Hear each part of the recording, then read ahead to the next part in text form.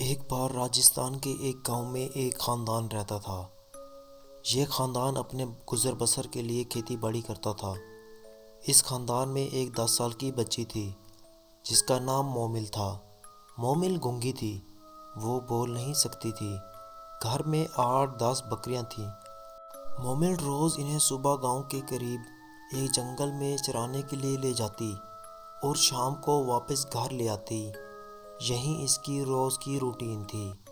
کبھی کبھار گاؤں کے دوسرے بچے بھی اپنے جانور مومل کے ساتھ لے جاتے تھے، مگر زیادہ تر مومل اکیلی ہی جنگل میں رہتی۔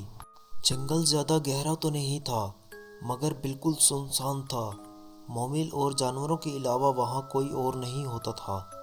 ایک دن روز کی طرح مومل صبح بکریوں کو لے کر جنگل کی طرف جاتی ہے، مگر شام ہونے تک واپس نہیں آتی۔ مومل کی ماں باپ کو فکر ہونے لگتی ہے اور وہ اسے ڈھونڈنے جنگل کی طرف روانہ ہوتے ہیں۔ اچانک انہیں دور سے مومل تیزی سے بھاگتی ہوئی نظر آتی ہے۔ تھوڑی ہی دیر میں وہ ان کے پاس پہنچ جاتی ہے۔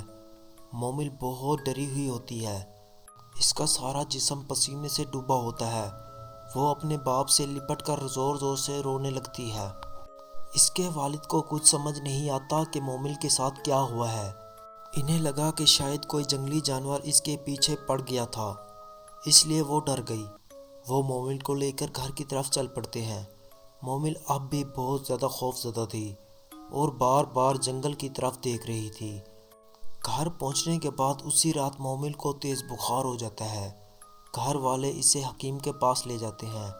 چند دن بیمار رہنے کے بعد مومل ٹھیک ہو جاتی ہے، مگر اس نے جنگل میں بکریاں لے کر جانا بند کر دیا تھا۔ وقت گزرتا ہے اور اس واقعے کو تقریباً 2 مہینے ہو جاتے ہیں۔ ایک دن مومل پھر صبح بکریوں کو کھول کر جنگل کی طرف لے جاتی ہے، مگر شام ڈھلنے کے بعد بھی واپس نہیں آتی۔ گھر والوں کو سخت پریشانی ہو جاتی ہے۔ وہ مومل کو ڈھونڈنے جنگل کی طرف جاتے ہیں۔ گاؤں کے کچھ لوگ بھی ان کے ساتھ جاتے ہیں۔ سب مل کر جنگل چھان مارتے ہیں، مگر نہ ایک بکری ملتی ہے اور نہ مومل کا کوئی سراغ۔ جنگل میں تھوڑا اندھیرا ہو جاتا ہے۔ سب لوگ مایوس ہو کر گاؤں واپس لوٹنے لگتے ہیں کہ اچانک گاؤں کے ایک شخص کو ریت کے ایک ٹیلے پر کچھ نظر آتا ہے۔ وہ قریب جا کر دیکھتا ہے اور زور سے ایک چیخ پڑتا ہے۔ اس کی آواز سن کر سب لوگ وہاں جمع ہو جاتے ہیں۔ مومل وہاں بے ہوش پڑی تھی۔ مومل کے والد دوڑتے ہوئے آتے ہیں اور اسے گود میں اٹھا کر گھر کی طرف چل پڑتے ہیں۔ راستے میں بار بار پکارتے تھے، مومل مومل، مگر مومل کچھ نہیں بول رہی تھی۔ گھر پہنچتے ہی مومل کی ماں روتے روتے بے حال ہو جاتی ہے۔ مومل اب بھی بے ہوش تھی۔ اس کے والد اسے چارپائی پہ لٹا دیتے ہیں۔ بہت انتظار کرتے ہیں، مگر مومل کو ہوش نہیں آتا۔ آخرکار سب لوگ سو جاتے ہیں۔ رات تقریباً 2 بجے کے قریب مومل کے والد کی آنکھ کھلتی ہے۔ اسے کسی کی بڑبڑانے کی آواز سنائی دیتی ہے۔ وہ اندھیرے میں اٹھ کر دیکھتا ہے، مگر کچھ سمجھ نہیں پاتا کہ آواز کہاں سے آ رہی ہے۔ وہ دیا جلاتا ہے تو اس کے ہوش اڑ جاتے ہیں۔ مومل کچھ بڑبڑا رہی تھی، مگر مومل تو گونگی تھی۔ پھر اچانک وہ بولنے کیسے لگ گئی۔ مومل کے والد فوراً باقی گھر والوں کو جگاتے ہیں۔ تب تک مومل نیند میں صاف صاف بول رہی ہوتی ہے۔ گھر کے سب لوگ خوف سے کانپ جاتے ہیں۔ اچانک مومل چارپائی پہ بیٹھ جاتی ہے اور سب کو غور غور کر دیکھتی ہے۔ پھر کہتی ہے، مجھے یہاں کیوں لائے ہو؟ مجھے واپس جنگل جانا ہے۔ گھر والے حیران رہ جاتے ہیں۔ انہوں نے مومل کو بچپن سے گونگا دیکھا تھا۔ تھوڑی دیر بعد مومل پھر سے بے ہوش ہو جاتی ہے۔ ڈر اور تھکن کے مارے سب لوگ دوبارہ سو جاتے ہیں۔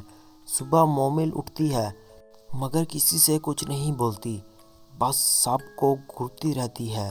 اس کا رویہ مکمل طور پر بدل چکا تھا۔ وہ پہلے جیسی مومل نہیں رہی تھی۔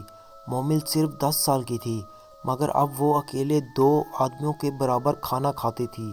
گھر والوں کو سمجھنے میں دیر نہ لگی کہ کچھ نہ کچھ ضرور گڑبڑ ہے۔ جنگل میں مومل کے ساتھ کیا ہوا تھا یہ کسی کو معلوم نہیں تھا اور اب تک ایک بھی بکری کا پتہ نہیں چل سکا۔ مومل اکثر گھر کی چھت پر گم سم بیٹھی رہتی تھی، پورا دن بس جنگل کی طرف دیکھتی رہتی، جیسے جنگل ہی اس کا اصل گھر ہو۔ مومل کے گھر میں بھی عجیب و غریب واقعات ہونے لگے۔ رات کو خود بخود برتن گرنے لگتے۔ کئی بار رات کے وقت گھر کی مرکزی دروازے پر دستک ہوتی، مگر باہر جا کے دیکھنے پر کوئی نہیں آتا۔ مومل رات 2 بجے تک جاگتی رہتی، مگر کسی سے ایک لفظ بھی نہیں بولتی تھی۔ وقت گزرتا گیا اور گھر والوں نے مومل کو اسی حالت میں قبول کر لیا۔ ایک دن صبح مومل کی ماں روتے ہوئے اس کے والد کو جگاتی ہے اور بتاتی ہے کہ مومل گھر میں نہیں۔ والد اٹھتے ہیں اور پورے گاؤں میں تلاش کرتے ہیں، مگر مومل کہیں نہیں ملتی۔